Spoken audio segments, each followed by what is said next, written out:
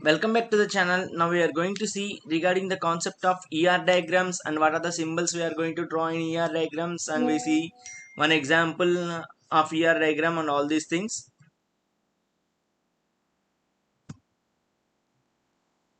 So first of all, coming to ER model, ER is represented as entity relationship model.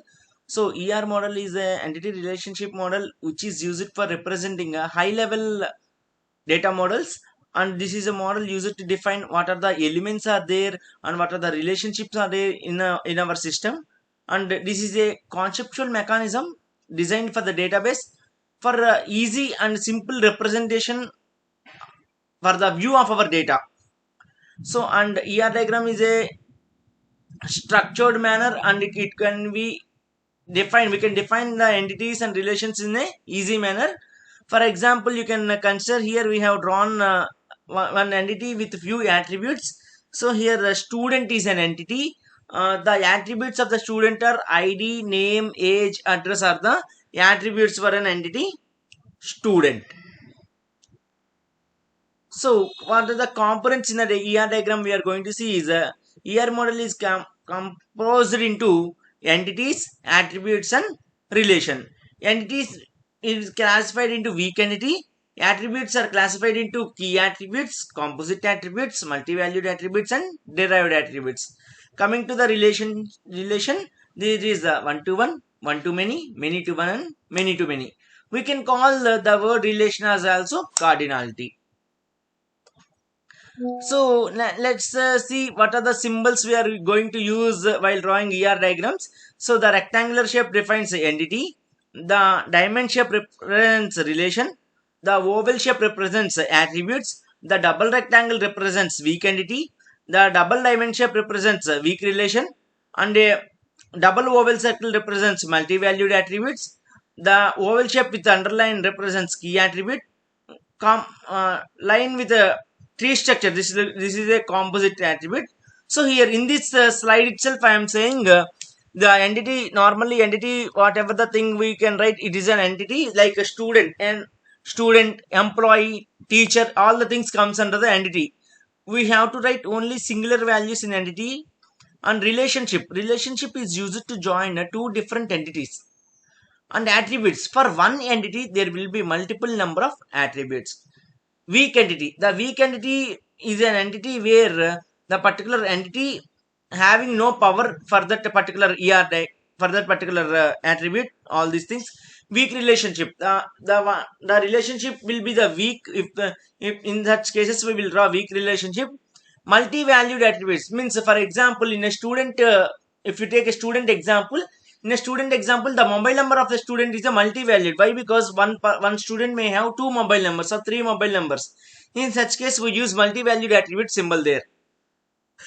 Key attribute, which when out of multiple number of attributes in our table, out of multiple attributes in a ER diagram, which one will be identified uniquely is a key attribute, like student ID. Composite attribute. Composite attribute is defined as a how many number of attributes you can get from the existing attribute, like address. From address we can get house number, street number, area number. These are the things that we can derive from existing attribute is a composite attribute. Now let us see each and everything with the examples. So entity, so here in this diagram, employee is an entity, department is an entity. So here I am using a relationship works for to join two different entities. Next, weak entity. I already told that weak entity is represented with a double rectangular shape. Here loan is an entity and installment is an weak entity. Means we may pay the installment or we may not pay the installment. Next, attribute. For one entity, there will be multiple number of attributes like student. If you take a student entity, there are multiple attributes like ID, name, age, ID, name, age, mobile number, address. Everything comes under the attributes of an entity student. Next, key attribute. Means here the key attribute means what attribute is identifying uniquely will comes under the key attribute. Like here in this example, student ID is a key attribute. Why? Because ID is identified uniquely and ID should not be kept as a null. It should be mandatory to mention. Next, composite attribute. Composite attribute is defined as from one attribute we are going to derive few more attributes. Like in name, we can derive first name, middle name, last name. Like that. Address, house number, door number, street number. Like that we can derive few more attributes from one attribute. Next, multi-valued attributes. The attributes are, we can derive uh, more than one attribute for one particular entity is a multi-valued attribute. Like mobile number. For one person, there may be more than one mobile number. Is a multi-valued attribute. Derived attribute. Derived attribute is defined as a from one attribute.